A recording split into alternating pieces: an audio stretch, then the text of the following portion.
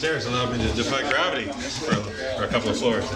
In The Shining, when the twins get revealed, you're sort of following the big wheel from behind the big wheel around, and then it comes around the corner, and there they are. Millie doesn't want to stay alone at her house because she needs to go because it's being exterminated. But she's just watched The Shining, so it's freaked her out, so she stays at Santa Anna's. Millie's gonna see them and stop. There's 3 shots going this way, and then 1 shot back, which is just pulling these guys. So we come back to a hotel because we've been evicted from our homes temporarily, and the first thing that we see at the end of the hall is the twins going, Millie, Millie.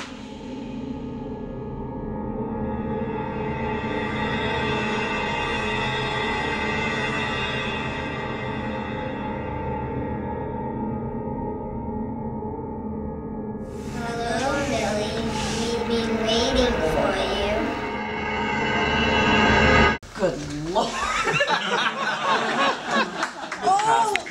The Shining! We just wanted to try to look it. I got to side with Millie on this. That's kind of creepy.